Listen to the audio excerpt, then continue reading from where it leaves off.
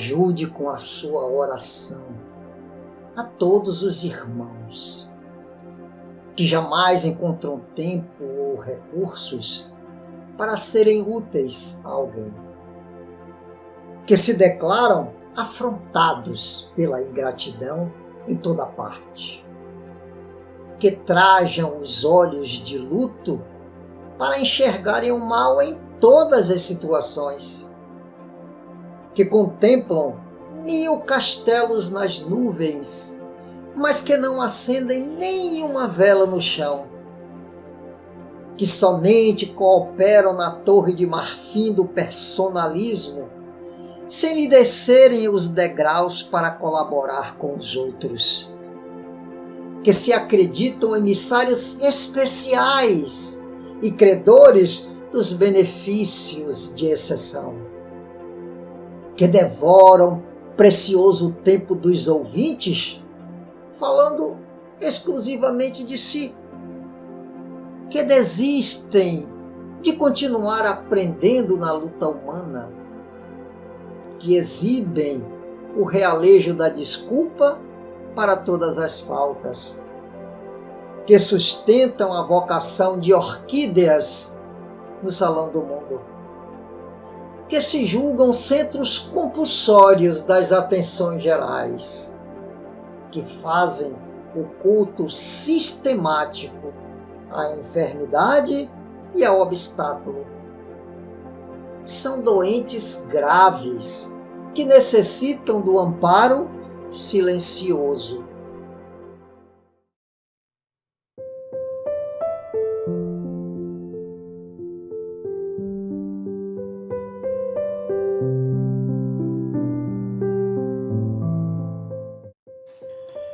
Senhor, sobre este lar, erguido às dores, traze a consolação de tua graça. Que esta casa de amor se abra a quem passa, por bendito refúgio aos sofredores. Que a tua luz aqui brilhe sem jaça na palavra dos gênios benfeitores. Que neste ninho em paz, tecido em flores, toda a sombra da terra se desfaça. Concede às nossas almas neste abrigo o auxílio excelso de teu braço amigo no caminho do bem amplo e fecundo. Que sirvamos contigo lado a lado no Brasil do Evangelho restaurado, onde traçaste o coração do mundo.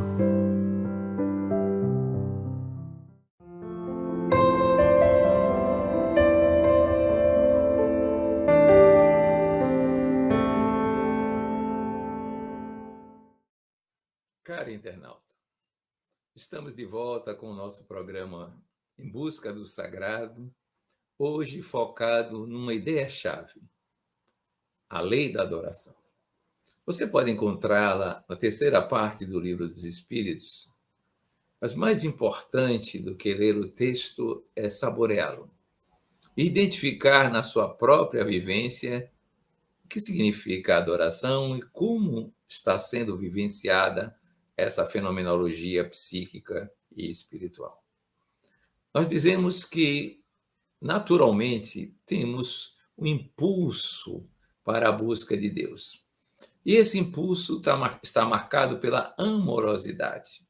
Uma amorosidade incipiente, às vezes, que se concentra em si mesmo, num fenômeno de centração. Uma amorosidade mais abrangente que faz com que nós incluamos o outro na nossa vida e criemos novas proporções existenciais. Mas uma amorosidade que transcende a tudo isso, que vai além do humano, que é uma verdadeira sensação de plenitude que nós aspiramos, transcendendo tudo que nós conhecemos da racionalidade, da sensorialidade e dos sentimentos triviais. Isto é adoração. É uma espécie de submissão natural, de entrega, de vivência com algo que é maior do que nós. E isso a gente já derivou da filosofia. Nós dizemos que somos seres contingentes e só existimos porque algo nos criou. O ser necessário precisa ser percebido, porque assim conheceremos a plena felicidade. Isto é adorar. Claro que existem várias formas de expressão disso. Algumas delas exteriores. E mesmo entre essas formas exteriores, há refinamentos progressivos. Quando nós somos mais primitivos, trazemos sacrifícios, colocamos vítimas da nossa ação para agradar a Deus, como se ele precisasse disso. Mas à medida que se refina a nossa percepção, e nós então começamos a perceber a subjetividade, a interioridade, a perceber a nossa ideia inata de Deus e de transcendência, então isso se modifica. Passa a ser uma elevação do pensamento. E é claro que esta elevação se complementa com um sentimento. E esse sentimento é fundamental. São as razões do coração de Pascal que nos aproximam de Deus. Sentir Deus, experienciar para além daquilo que é o intelecto e que é o sensório, é o nosso objetivo com a lei da adoração. Nós podemos, então, refletir sobre todas essas possibilidades e chegar a um acordo sobre o que é que se sente quando se está nesse estágio evolutivo, realmente adorando em riqueza, abrangência e profundidade. Alguém disse: adorar, adorar, adorar. É este o supremo anseio de um amor sem fastio, dessa eterna juventude do meu amor. Quero adorar-te, meu Deus, com infinita veemência. E desde que saboreei este amor de adoração, desde que me delicio na mística de amar a ti, com toda a alma, com todo o coração, com toda a mente, com todas as forças, tenho imensa necessidade de servir. Vejam vocês que nessa passagem, linguagem literária, adorar a Deus implica em servir ao outro. Mas servir a quem? Servir a todos os filhos de Deus, meus irmãos. Servir como? Servir jubilosamente. Não por fastidioso dever compulsório, não pelo imperativo categórico de alguma virtude ética, não por algum senso de heroísmo moral, mas por um insopitável impulso de todo o meu ser.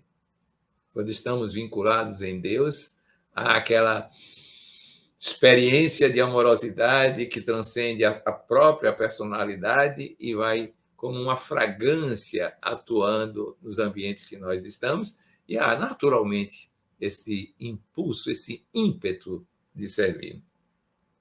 Não posso deixar de ser externamente o que sou internamente, que é esse desejo de vasta benevolência, de serviço dinâmico e gratuito, senão o transbordamento da inefável experiência de Deus. É isso. Adorar é isso. É sentir essa possibilidade, é experienciar essa vivência que é plenitude em termos de sentimento, é plenitude em termos de integração, é plenitude em termos de imortalidade. Pensemos como estamos hoje em termos de adoração.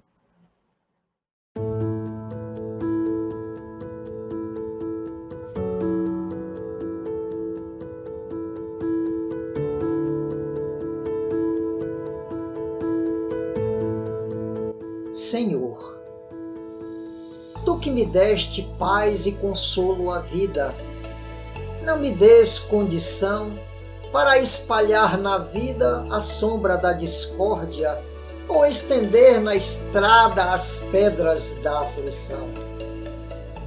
Tu que acendeste em mim a luz do entendimento, na fé com que me alteias, não consintas, Jesus, que eu suprima a esperança das estradas alheias. Tu que me concedeste o verbo edificante que nos induz à prática do bem, nunca me deixes formular palavra capaz de condenar ou de ferir alguém. tu que me desvendaste o sublime valor da provação, que a lei de causa e efeito determina, não me faças entregue à queixa e ao desencanto, em que eu possa esquecer a justiça divina.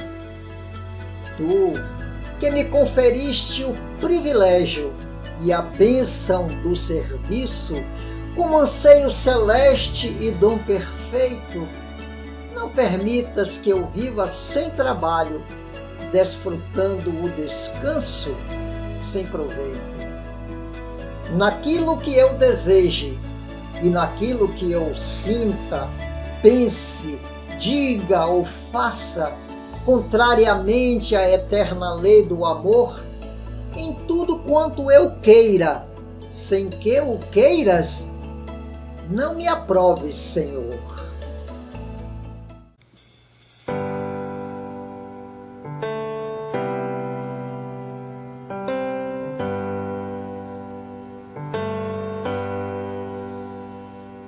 Quando eu quero falar com Deus, eu apenas falo. Quando eu quero falar com Deus, às vezes me calo e elevo meu pensamento, peço ajuda no meu sofrimento. Ele é Pai, Ele escuta o que pede o meu coração. Quantas vezes falando com Deus, desabafo e choro, e alívio pro meu coração eu a Ele imploro. Então sinto a sua presença, seu amor, sua luz tão intensa, que ilumina o meu rosto e me alegra em minha oração.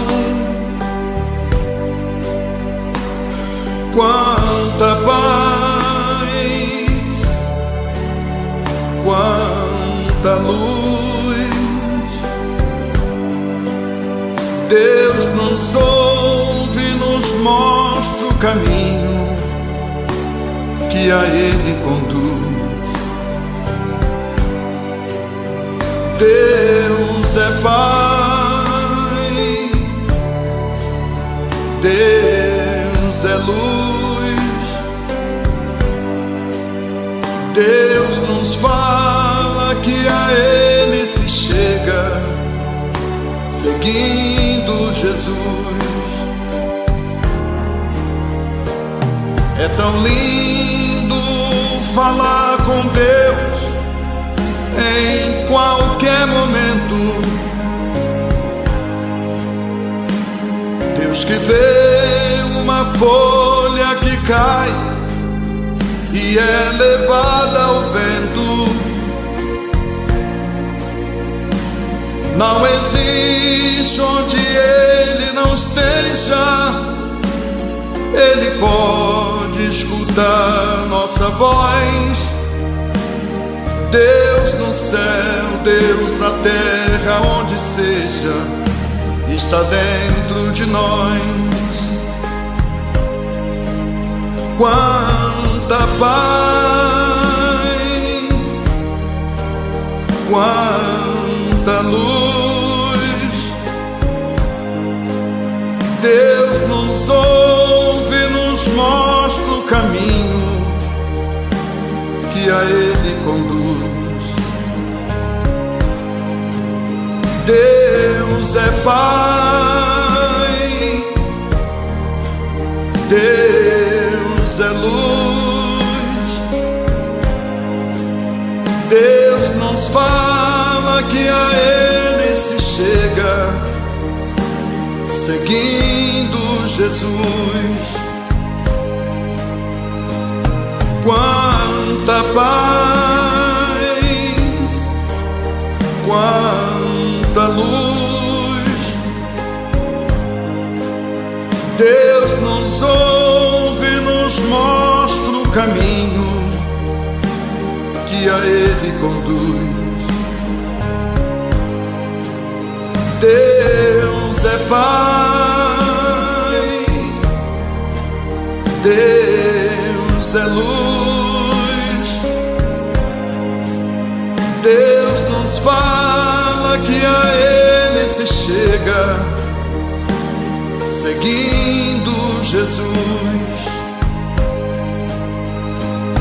Quanta paz, quanta luz. Deus nos ouve e nos mostra o caminho que a Ele conduz. Deus é Pai, Deus é luz. Deus nos fala que a Ele se chega seguindo Jesus.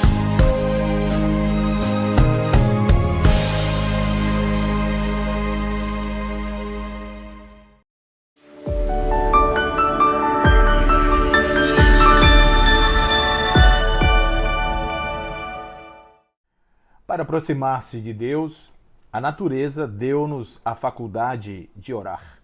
A forma de fazer, a maneira de estarmos nesta conexão íntima com o transcendente absoluto vai variar de cultura para cultura, de pessoa para pessoa, de momento para momento. Sem dúvida nenhuma que é preciso orar. É preciso estabelecer essa comunicação com o transcendente, porque em fazendo assim, o homem se sente parte de um todo maior e não se sente sozinho, não se sente absolutamente abandonado sobre a terra. É essa conexão que nos dá força, que faz com que nós sejamos capazes de ultrapassar as dificuldades que nos são apresentadas pela vida cotidiana. O filósofo húngaro Pietro Ubaldi, em seu livro A Grande Síntese, ele vai trazer uma paisagem um tanto quanto diferente da convencional, porque esta oração que ele chama de oração do viandante, daquele que passeia, daquele que jornadeia, essa oração de todos os dias, ela não é necessariamente uma evocação, nem muito menos uma relação de pedidos e imprecações, mas é tão somente a possibilidade de encontrarmos em Deus, na natureza, nas forças das coisas, na beleza de tudo que se nos apresenta, em a realidade objetiva, captada pelos olhos e pelos sentimentos humanos, nesse ambiente, encontrarmos a Deus, encontrarmos sua beleza, sua perfeição, a sua força, e estando aí, a grande oração da contemplação, a grande oração do encontro com Deus em suas manifestações. Ouve, como ele diz, ouve como está plena de harmonias a obra de Deus. Ouve, não fala, ouve, preste atenção, escuta. O ritmo dos fenômenos, diz ele, irradia doce e grandiosa música. Por meio das formas exteriores, os dois mistérios das almas e das coisas observam-se e se sentem. Das profundezas, o teu espírito ouve e compreende. Mais do que simplesmente a faculdade de orar, nós temos a faculdade de perceber. Perceber a essência do que nos constitui, portanto, em vendo na natureza e tendo olhos para ver as coisas, podemos entender o que somos, de onde viemos, a força que está íncita em nossa alma, em nossas construções íntimas, e assim sendo, enfrentemos as coisas com altivez, com o sorriso elevado, com a certeza de que as obras de Deus falam a respeito da paz e a respeito de esquecimento. Parece que a mão de Deus, diz Pietro Ubaldi, através das harmonias do universo, acalenta qual brisa confortadora tua fronte prostrada pela fadiga, e aí se detém como uma carícia. Beleza, repouso da alma, contato com o divino. Então, o viandante deprimido se reanima como renovado pressentimento de sua meta. Vendo Deus, nos enchemos do júbilo da sua presença e, em sendo assim, nos fortalecemos para os embates da vida. Com o olhar fixo para o alto, é mais fácil retomar em seguida o caminho cansativo. Então, para o nosso amigo, quando estamos diante de Deus, fortalece-nos a alma, fortalece-nos as forças íntimas, e assim as coisas que pedíamos anteriormente agora se realizam, porque nós temos força para o enfrentamento e não simplesmente recebendo de fora aquilo que nos é necessário para a continuação do nosso passo. Também eu, dizem as criaturas que estão no mundo, que estão na natureza, também eu sou filha de Deus, eu também sou da mesma forma. Percebendo assim, não estamos sozinhos. Todas as formas que se insinuam no universo são companheiras da jornada. Portanto, todas estão diuturnamente evocando a Deus a partir da sua percepção funcional, essencial. Quando a dor atinge as mais íntimas fibras do teu coração, ouves uma voz que te diz: Deus. Quando a carícia do crepúsculo te adormece no sono silencioso das coisas, uma voz te diz: Deus. Quando ruge a tempestade e a terra treme, uma voz te diz: Deus. Essa estupenda visão supera qualquer dor, absolutamente qualquer dor. Então, a partir do momento em que estamos nesta contemplação, oremos diante das imensas obras de Deus, pede-lhes que te falem de Deus, que essas formas vão se aglomerando em redor de ti, vão te estendendo os braços fraternos, olhar-te-ão com 1000 olhos feitos de luz, e o eterno sorriso da vida te envolverá como uma carícia. Tomar-te-ão pelo braço gritando: vem, atravessa o limiar e olha o mistério. Vê, não podes morrer jamais, jamais morrer. Tua dor passa, não temas a morte nem a dor. Não são o fim nem o mal, são o ritmo da renovação e caminhos de tuas ascensões. A vida é como um canto sem fim. Canta conosco, canta com toda a criação, o canto infinito do amor. Ó Deus eterno e onipotente, que criaste a escuridão da noite e as cores do sol nascente. Tu, que todas as manhãs vais desdobrando magicamente as flores e o mundo salpicando com 1000 gotas das mais variadas cores. Tu, que vestes de ouro o meio-dia, de púrpura e violeta o entardecer. Tu, que estendes sobre os cumes dos montes as palhetas da aurora purpurina, escondes no céu a estrela rutilante e o orvalho na relva esmeraldina. Tu, que escondes para os lábios da aurora a cor da púrpura e para as pálpebras da noite a cor cinzenta escura. Tu, cuja mão a tarde vai colhendo o perfume embriagador das flores para esparzi-lo pelo mundo afora, símbolo augusto de tuas graças e favores. Tu, que traçastes na abóboda celeste essa via láctea misteriosa, que é um caminho todo calçado com os mosaicos das estrelas. Toma o pincel da tua onipresença e vem, sobre a tela de minha alma, deixar cair as gotas dessas tintas com que pintas quadros que os olhos não podem conhecer. Desenha em mim, com as cores da tua graça, a tua imagem e depois protege o quadro com a moldura de ouro de tua mão onipotente, para que nenhuma cor estranha possa manchar essa imagem que deixaste na tela de minha alma penitente.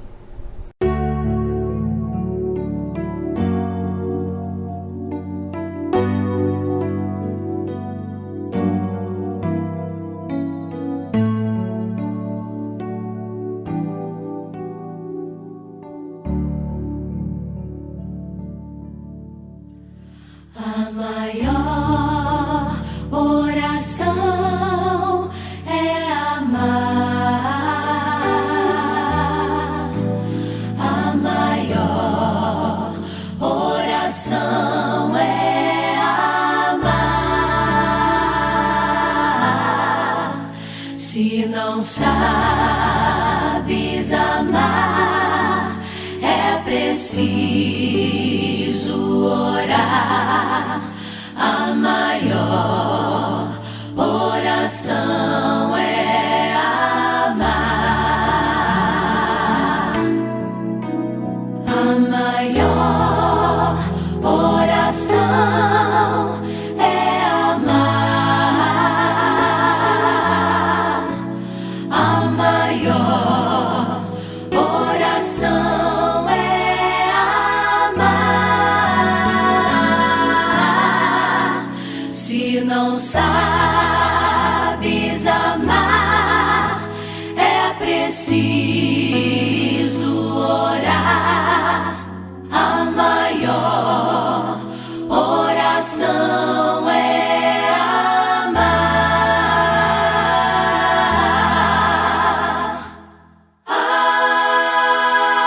Amém. Amém. Amém.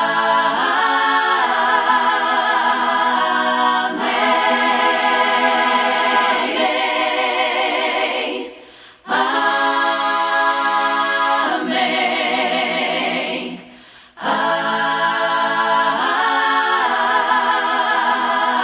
Amém.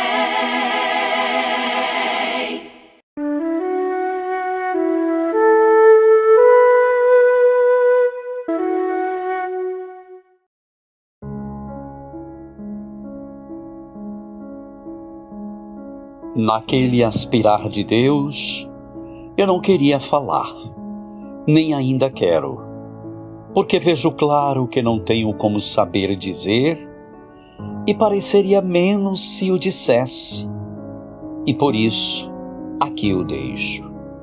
Chama de Amor Viva, 4, 17, João da Cruz. O que ia dizer não pode ser dito. O que foi sentido não pode ser descrito. O que foi visto é invisível. Só luz, somente luz. Mergulhado no mundo, Deus. Mergulhado no outro, Deus. Mergulhado em mim, Deus. Só Deus. Sem alto e sem baixo, sem vida e sem morte, sem princípio e sem fim. Deus, somente Deus. Nosso exercício de meditação no dia de hoje pode ser chamado de interiorização ou introspecção. Vamos abolir as nossas percepções externas, as nossas reflexões sobre o mundo exterior, vamos abolir nossos impulsos emocionais decorrentes dos estímulos que aparecem normalmente em nossa vida e comecemos com essa reflexão, que é chamada lugar de amor. Preste atenção a si mesmo e observe. Em todo indivíduo existe um recanto imaculado, virgem, inexplorado, silencioso, profundo. Então viaje para dentro de si, procurando aquilo que é o seu âmago, o seu íntimo, a sua profundidade maior alcançada nesse instante. Desidentifique-se. Você tem um corpo, mas não é este corpo. Você tem emoções, mas não são essas emoções que o fazem essência. Você tem pensamentos, mas não são esses pensamentos. Você tem valores, mas não são esses valores que caracterizam o ser que você é. Aprofunde. Tente ir observando, sem pensamentos, sem se ligar às emoções, nem às percepções. Esse interiorizar-se, que faz a gente alcançar a consciência de si mesmo. Escute, em toda criatura permanece um mundo santo e ignorado, nunca dantes penetrado, aguardando, enriquecido de ternura, um lugar de amor. Vara essa experiência da consciência que se expressa por amorosidade, ou melhor ainda, cuja natureza é amorosidade. Aprofunde a sua percepção. Insisto, sem pensamentos. Consciência que observa a si própria na profundidade. Escute. Há no abismo de toda a alma um rochedo, um lugar, uma ilha, um paraíso, recanto de maravilha a ser descoberto. Faça a sua imaginação caminhar por estas imagens interiores que você pode levar para esse mundo da subjetividade. Esse recanto de maravilha está em você. Agora aprofunde a sua percepção sobre o seu sentimento, simbolizado no coração. E lembre-se, em todo o coração se demora um espaço aberto para a aurora, um campo imenso a ser trabalhado, terra de Deus, lugar do sonho, reduto para o futuro. Então evoque o seu sentimento mais rico, mais profundo, mais significativo, já encontrado nas suas percepções em algum momento da sua história existencial.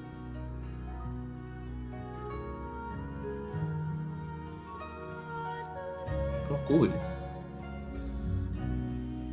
Consciência que observa,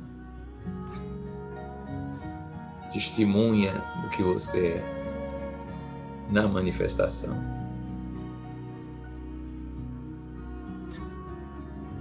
Agora recorde, nesta interiorização, que em toda a vida há lugar para vidas, como em toda alegria, paira uma suave melancolia.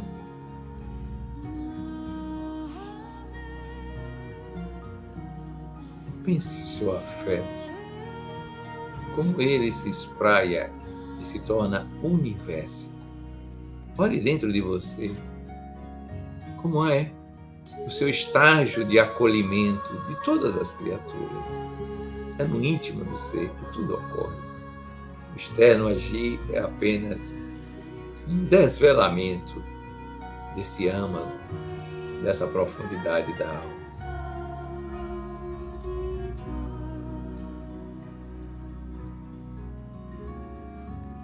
Experiencie, sinta esse mundo interior, como ele pulsa de vida, como ele pulsa de alegria genuína, como ele vibra de felicidade. Experiencie isso. Agora vá mais profundamente e lembre-se, há, porém, um lugar na ilha dos sentimentos não desvelados. Um abismo de espera, um oceano de alegria, um cosmo de fantasia para brindar a Deus. O reino dos céus, no próprio interior do ser. Ali se acolhe a experiência do divino. Nesse mundo íntimo mais profundo, encontra-se o sinete de Deus, a assinatura de Deus em nós. Tente chegar a esse recanto sublime, onde você possa dizer o sentimento, ainda empobrecido pelas palavras: vem, meu amado Rei Senhor, dominar toda a minha ansiedade, conduzir-me pela estrada da felicidade. Me toma desse estranho e solitário país, reina nele, ilumina-o com as tuas claridades celestiais, para que eu avance até o limite das forças no teu serviço libertador. Sim, viva nesse momento uma certa adoração e diga: vem, meu Rei, ao meu recanto e faze da minha vida um hino de serviço, e por ti uma perene canção de amor.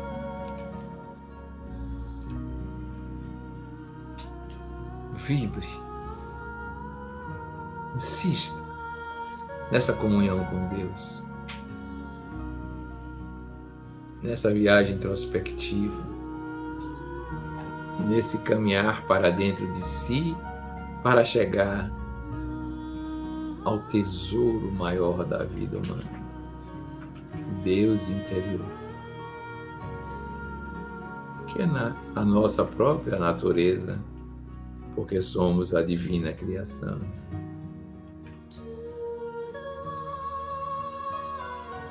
Prossiga.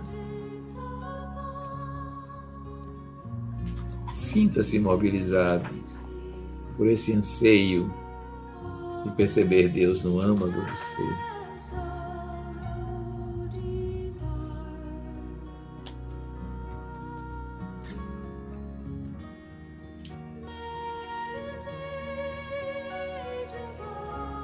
E agora, após essa tentativa, registre na sua memória intensamente o que você viveu, experienciou, para repetir em outros momentos, em outras circunstâncias.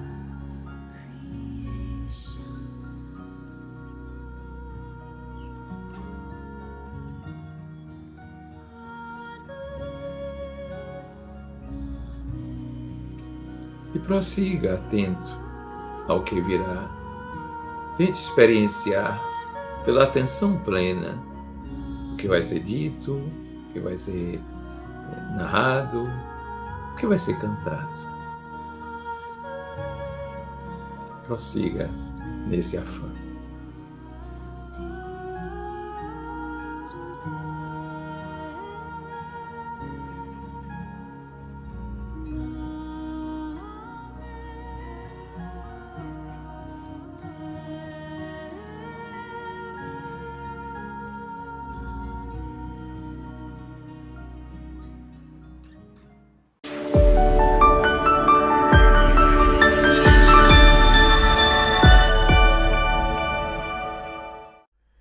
O que faria um homem deixar as coisas do mundo para se dedicar às coisas do espírito? O que faria um homem para deixar de aproveitar todas as delícias que o mundo carnal lhe proporciona, todos os prazeres imediatos que a carne é capaz de perceber, para poder entregar-se a uma vida de contemplação, a uma vida de oração, a uma vida de transformação e melhorias? certamente que uma visão. Uma visão de que após o decesso carnal, algo lhe aguarda. Após a sua transmutação à forma original, sair da condição do ser encarnado para o ser espiritual, um mundo novo em relação ao atual o aguarda, ansioso pelo seu retorno, pelo retorno daquele que saiu um dia menor para voltar um pouco maior. Essa certeza, a certeza de que nós somos viandantes de fato e estamos caminhando na direção da luz, é que faz com que nós tenhamos convicções e essas convicções nos levem a aspirar o mais alto, o divino, o glorioso, a luz. O capítulo 17 de O Evangelho segundo o Espiritismo vai desdobrar algo que está na questão 132 de O Livro dos Espíritos, que é a destinação final após o ciclo das reencarnações, que seria a perfeição inexorável do ser. O capítulo é Sede Perfeitos. E aqui existe uma parte que é o homem de bem. O homem de bem é aquele homem que aspira a ser melhor. Ele faz um esforço inaudito, um esforço imenso para poder superar as suas más inclinações. Ele não somente é alguém que está no mundo procurando melhorar-se, mas também é alguém que está no mundo observando os seus pares, observando aqueles que estão ao seu lado e fazendo um périplo na direção do outro, ajuda de maneira caridosa, amorosa e fraterna aqueles que se encontram em dificuldade. O que leva alguém a deixar seus afazeres para cuidar do outro, senão a percepção de que nós somos uns com os outros. Nós estamos unidos pelos laços do amor, pelos laços fraternos da essência comum que nos gera e que nos traz aqui, que é o divino. Portanto, o homem de bem é, sem dúvida nenhuma, uma série de atitudes, de atos, de vontades íncitas no homem que devem se revelar para que mostrem, evidenciem que nós acreditamos de fato que somos espíritos e estamos caminhando para a melhoria. Para fazermos isso, é preciso vencer alguns obstáculos que ainda estão presos, arraigados aos nossos atavismos. Sem dúvida nenhuma que os primeiros passos serão difíceis. Fazermos o bem, olharmos para o outro, sermos amorosos, generosos, não esperarmos nenhum tipo de recompensa. Isso, sem dúvida nenhuma, que vai ser resultado de um esforço imenso e, às vezes, de muito sofrimento. Por quê? Porque a alma precisa se desapegar, precisa se desconstruir, e desconstruir não é fácil, sair da sua zona de conforto para um lugar melhor, para um lugar diferente, para um lugar que vai nos trazer uma nova visão de mundo. O verdadeiro homem de bem, vai dizer Allan Kardec, é o que cumpre a lei de justiça, de amor e caridade na sua maior pureza. Ele vai interrogar diuturnamente a sua consciência pelos atos e a si mesmo vai perguntar se de alguma forma violou essa lei, se não praticou o mal, se fez todo o bem que podia, se desprezou voluntariamente alguma ocasião de ser útil, se ninguém tem qualquer coisa, nada, absolutamente nenhuma queixa dele, enfim, se fez a outro tudo aquilo que ele gostaria que lhe fizessem. Ele deposita sobretudo a sua fé em Deus e a ele recorre todas as atitudes e a todas as transformações e realizações que estão no universo. Nada existe fora de Deus, tem fé no futuro e por isso coloca os bens espirituais acima dos bens materiais. Ele é possuído de um bem, de uma capacidade amorosa de fazer bem e amar ao próximo. Ele faz o bem pelo bem, sem esperar nada em troca, retribui o mal com o bem, toma a defesa do fraco contra o forte e sacrifica os seus interesses à justiça. O seu primeiro impulso, sem dúvida, é pensar nos outros antes de pensar em si mesmo. É cuidar para os interesses dos outros antes até mesmo dos seus próprios interesses. Ele faz tudo isso sem nenhum preconceito de raças nem de crenças. Ele tem esse pensamento e esse pensamento invade a sua alma. E assim ele acredita e sabe que Deus é amor. E aqueles que amam, amam de verdade, santamente. Deus os abençoa. .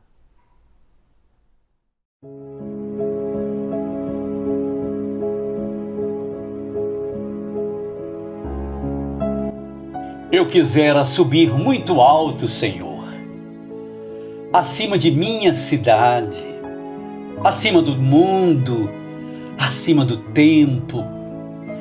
Quisera purificar meu olhar e ver como tudo com teus olhos. Eu veria então o universo, a humanidade, a história como o Senhor o vê. Eu veria nesta prodigiosa transformação da matéria, neste perpétuo borbulhar de vida, teu grande corpo, a criação que nasce sob o sopro do Espírito. Eu veria a bela, a eterna ideia de amor que se realiza progressivamente, tudo recapitular em ti, as coisas do céu e as da terra. E eu veria que hoje, como ontem, os mínimos elementos participam deste plano, cada homem em seu lugar, cada grupo e cada objeto. Eu veria esta fábrica e aquele cinema, a discussão da convenção coletiva de trabalho e a colocação do chafariz da beira da estrada. Veria o preço do pão que apregoa e a turma de moços que vai para o baile, o gurizinho que nasce e o ancião que morre. Veria o menor fragmento de matéria e a mínima palpitação de vida. Enlevado, eu compreenderia que aos meus olhos desenrola-se a grande aventura do amor, começada na aurora do mundo. Eu compreenderia que tudo está ligado, que tudo é um só e mesmo movimento de toda a humanidade e de todo o universo rumo a ti, Senhor. Eu compreenderia que nada é profano entre as coisas, as pessoas, os acontecimentos, mas que, ao contrário, tudo é sagrado desde as origens, e tudo pode ser consagrado pelo homem divinizado. Eu compreenderia que minha vida, imperceptível respiração neste corpo total, é um tesouro indispensável no teu projeto. Então, caindo de joelhos, eu admiraria, Senhor, o mistério deste mundo, que apesar dos inúmeros e medonhos aleijões, é uma longa palpitação de amor rumo ao amor eterno. Quisera subir muito alto, Senhor, acima de minha cidade, acima do mundo, acima do tempo. Quisera purificar meus olhos e ver tudo com teus olhos.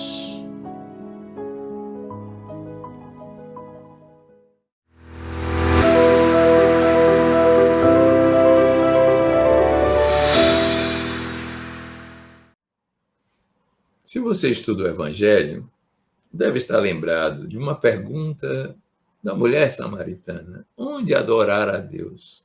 Em Jerusalém ou no Monte Garizim, na Samaria? Nós podemos responder isso de várias maneiras. A adoração exterior tem o seu valor, quando ela não é sacrilégio, não é hipocrisia, não é fantasia. Mas o que é principal é viver essa adoração interior. Passe a semana pensando em Deus, experienciando Deus, sentindo Deus, e verifique como o amor se expande em você e inclui todas as criaturas de Deus.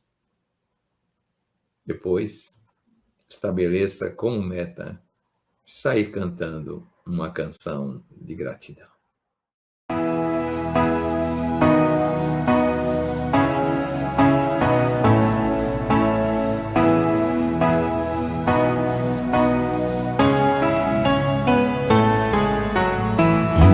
Obrigado, Senhor, pelo ar que nos dás, pelo pão que nos destes, pela roupa que nos veste, pela alegria. Obrigado, Senhor, pelo que possuímos e do que nos nutrimos, pela beleza da paisagem, por mais este dia. Pelas aves, pelas dádivas, pelos olhos que veem, pela terra, o céu e o mar, quantas belezas. Pelo horizonte iluminado, pelo sol que nos traz calor, pelo majestoso festival de cores da natureza. Obrigado, Senhor. Obrigado, Senhor. Obrigado pelo imenso amor. Obrigado, Senhor. Obrigado, Senhor. Obrigado pelo imenso amor.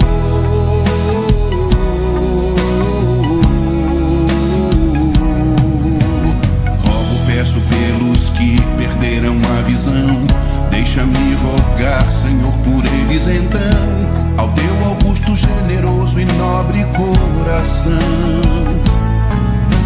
Sei que depois dessa vida, muito além da morte, voltarão a ver, com alegria e compreensão, nova vida em santa dimensão.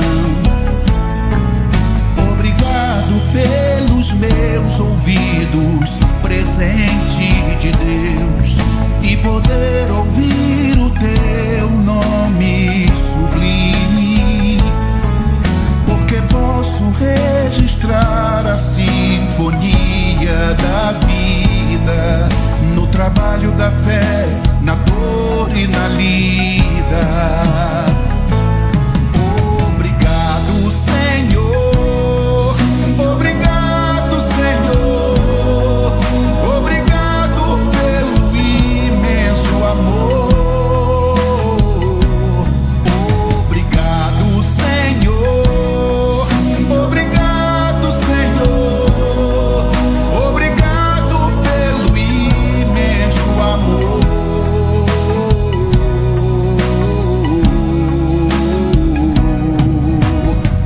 Obrigado, Senhor, por essas santas mãos que são as minhas mãos, alavancas de amor e trabalho, de progresso e redenção. Mãos que acenam, socorrem, expressam ternura e acarinham na dor. Mãos que acolhem em nome do teu nome, com ternura e amor.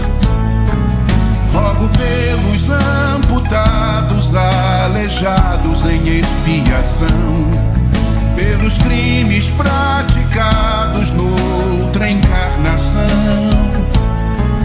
por saber que em teu reino de amor e redenção, suas dores e reveses passarão.